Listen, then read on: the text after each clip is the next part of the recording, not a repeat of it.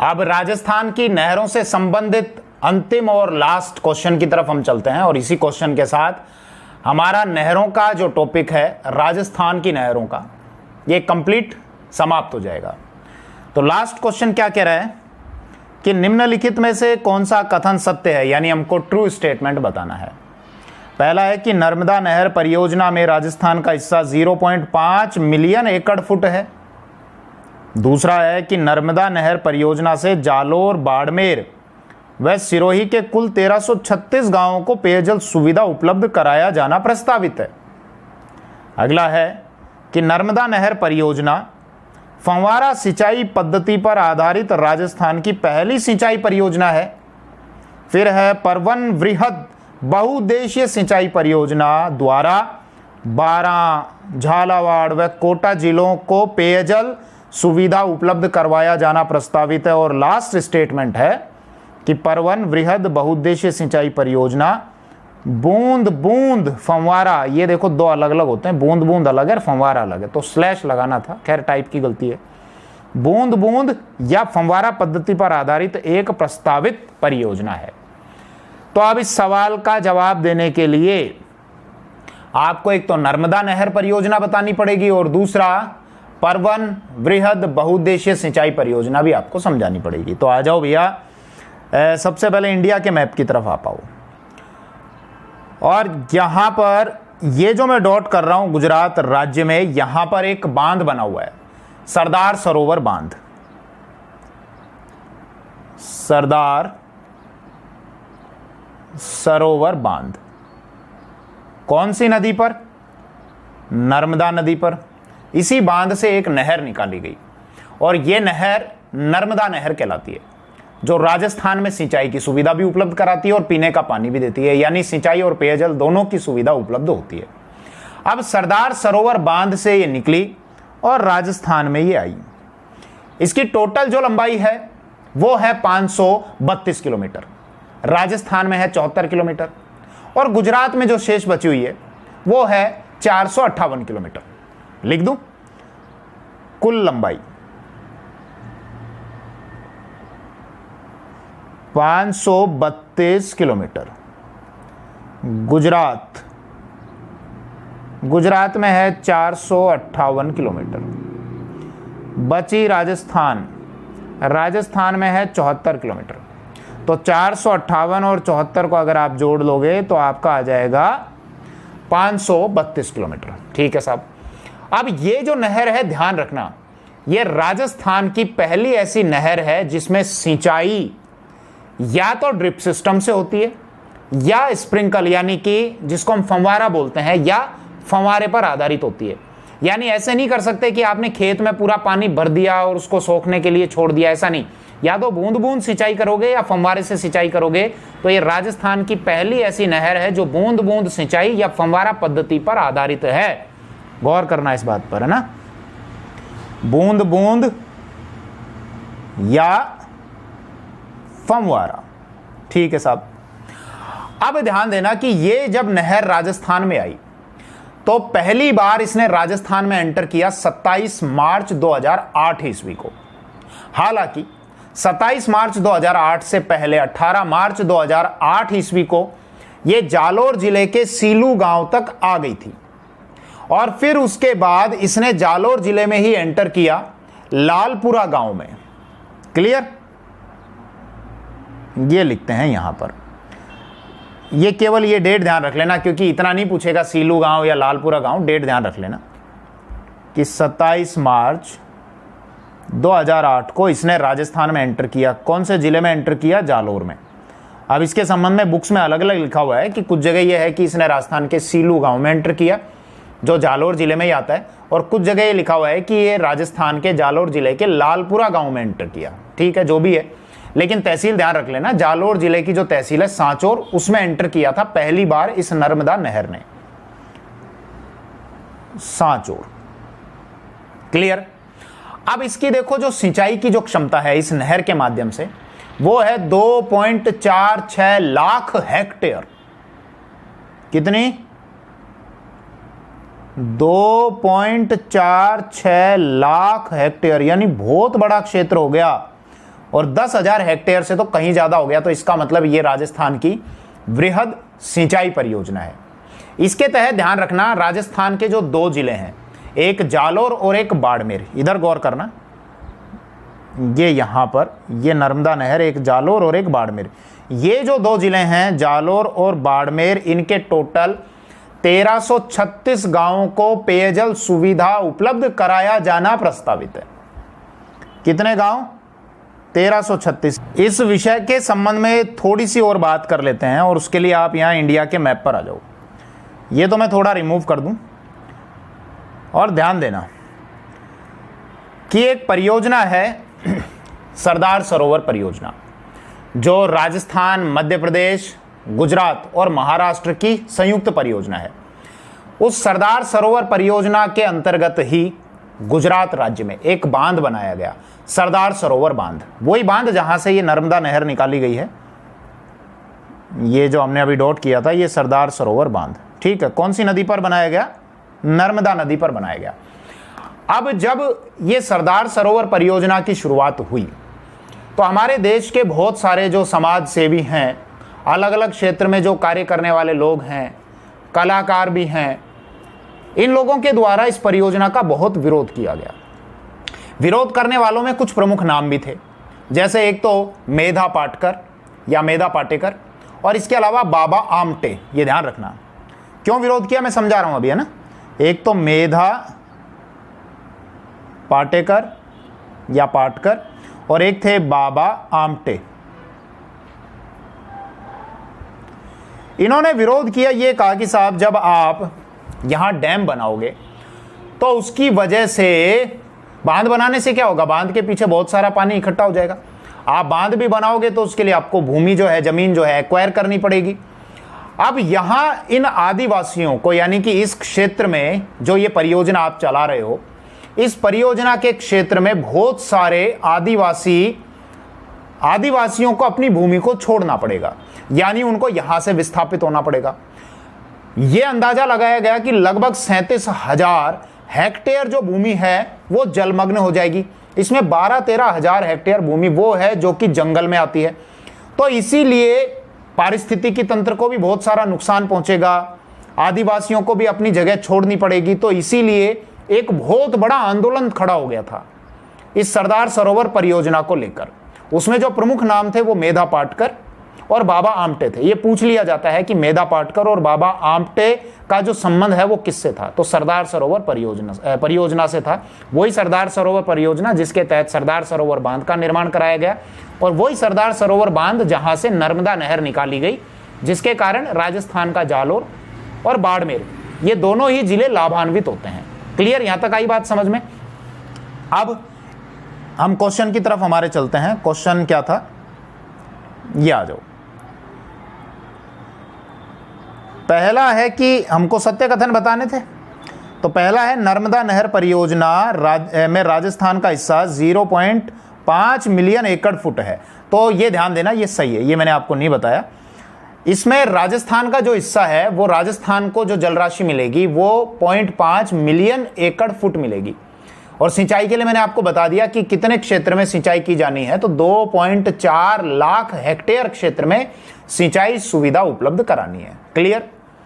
अगला है कि नर्मदा नहर परियोजना से जालोर, बाड़मेर व सिरोही के कुल 1336 गांवों को पेयजल सुविधा उपलब्ध कराया जाना प्रस्तावित है। तो इसमें बता सकते हो क्या गलती है, 1336 तो सही है, इतने गांवों को मिलेगी ये पेयजल की सुविधा, लेकिन इसमें सिरोही नहीं है। ये केवल जालोर और बाड़मेर के ही 1336 गांव हैं। ध्यान करो, मैंने अभी बताया था आपको थोड़ी देर पहले, ये 2 जिले, एक तो बाड़मेर और एक जालोर। ठीक है साहब। तो ये अगला भी हमारा क्या हो गया, ये स्टेटमेंट भी हो गया हमारा गलत। अगला स्टेटमेंट है कि नर्मदा नहर परियोजना फव्वारा सिंचाई पद्धति पर आधारित राजस्थान की पहली सिंचाई परियोजना है। तो बिल्कुल सही बात है, ये मैं बता चुका। फिर है ये परवन वृहद। अच्छा, ये परवन वृहद बहुउद्देशीय सिंचाई परियोजना है। तो इसके लिए सबसे पहले आ जाओ राजस्थान के मैप की तरफ, और इस परियोजना के नाम से ही इस परियोजना का अर्थ स्पष्ट हो जाएगा। सबसे पहले नाम ही लिख लो इसका, क्या नाम है, परवन वृहद बहुउद्देशीय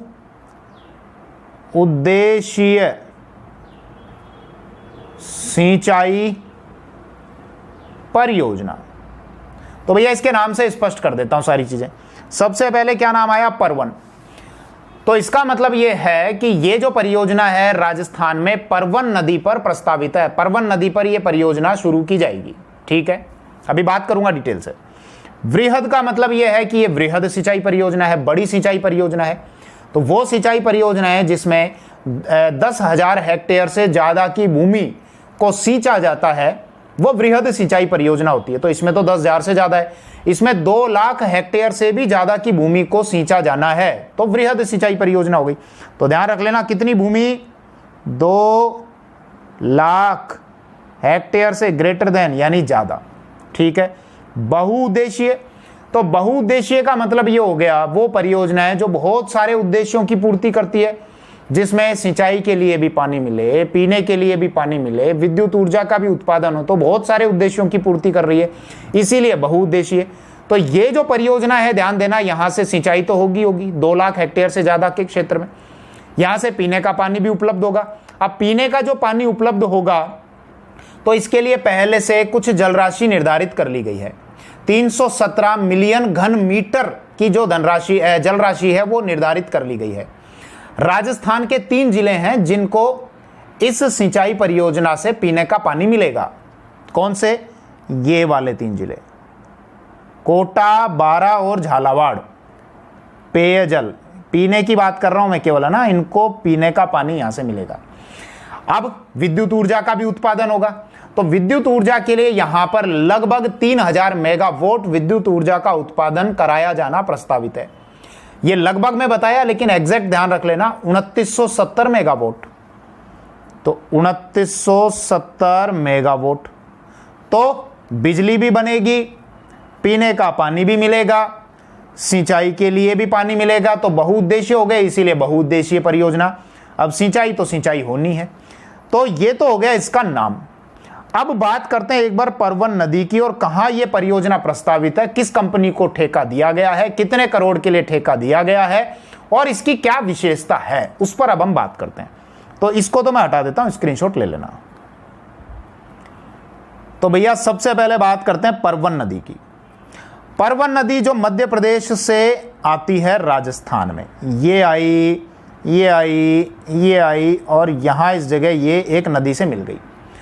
कौन सी नदी से, उसको मैं अलग कलर से ड्रॉ कर देता हूं। ये एक नदी है काली सिंध, और ये काली सिंध नदी से यहां इस जगह पर मिल गई, जिसको हमने ये ब्लैक डॉट कर दिया। ठीक है। कौन सी नदी है ये? परवन। कहां से आई? एमपी से। एमपी में 2 नदियां उनके मिलने से बनती है, घोड़ा पछाड़ और अजनार। घोड़ा पछाड़ प्लस अजनार, उनके मिलने से बनती है। राजस्थान में यहां झालावाड़ जिले में एंटर करती है। झालावाड़ में जिस गांव में एंटर करती है वो है खरीबोर। कौन सा गांव? खरीबोर। ये जो गांव है ये मनोहर थाना तहसील के अंतर्गत आता है। झालावाड़ जिले की एक तहसील है मनोहर थाना तहसील। कौन सी? मनोहर थाना। तो राजस्थान में झालावाड़ जिले के मनोहर थाना तहसील के खरीबोर गांव में एंटर किया। मनोहर थाना इसलिए नाम रखा गया क्योंकि यहीं पर एक दुर्ग बना हुआ है जिसको कहते हैं मनोहर थाना दुर्ग। मनोहर थाना दुर्ग जो कि 2 नदियों के संगम पर बना हुआ है, एक तो परवन नदी और एक काली खोह नदी। कौन सी? परवन और काली खोह नदी। तो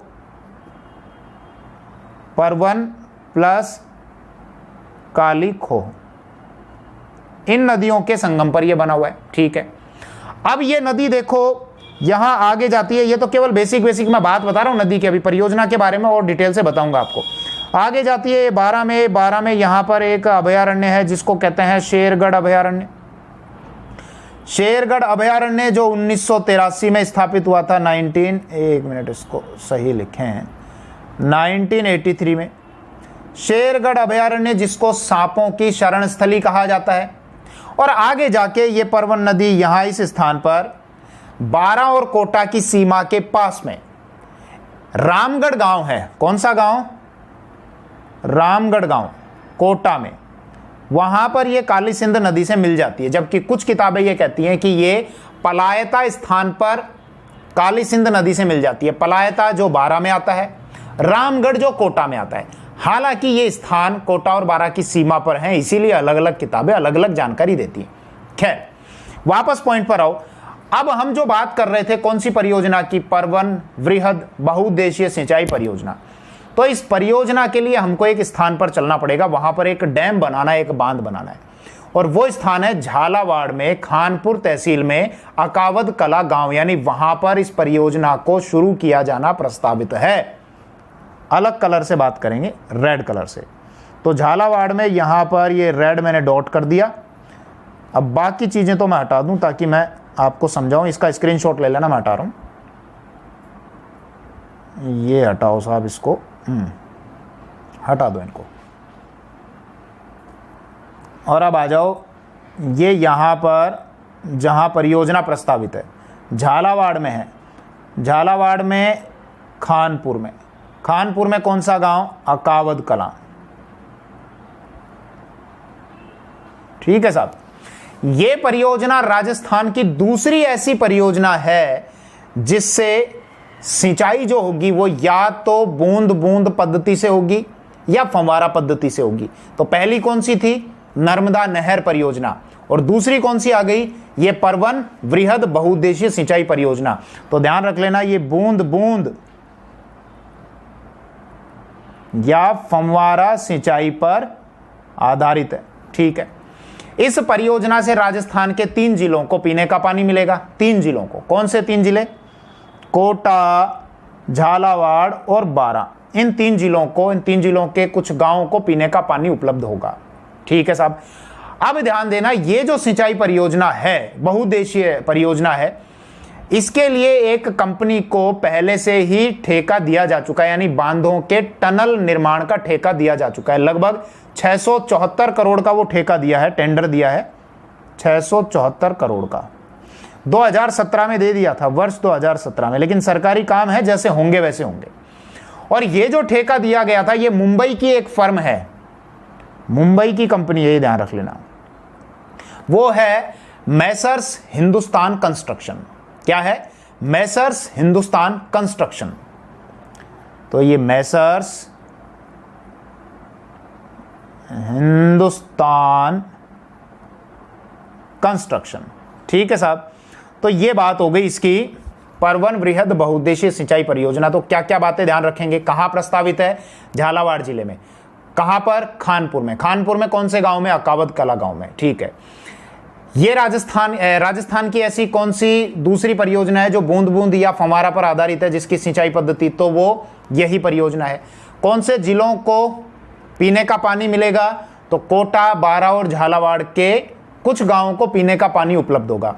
इसके लिए बांधों का टनल निर्माण के लिए किस फर्म को ठेका दिया गया? वो फर्म कहां की है? मुंबई की है। और कौन सी फर्म है? Messrs Hindustan construction limited firm है। कब दिया गया? वर्ष 2017 में। कितने करोड़ का? 674 करोड़ का। हालांकि धनराशि मायने नहीं करती है, इस प्रकार के सवाल नहीं पूछे जाते हैं।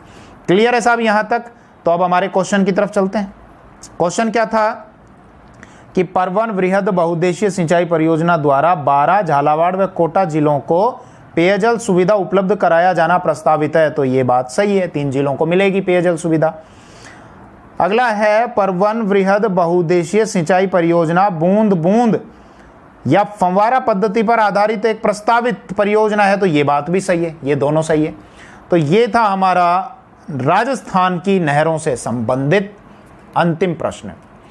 और इन 5 प्रश्नों के माध्यम से मैंने राजस्थान की नहरों का कंप्लीट टॉपिक आपको अच्छे से कराया ही होगा। वो तो आप बताएंगे कैसा कराया या नहीं कराया।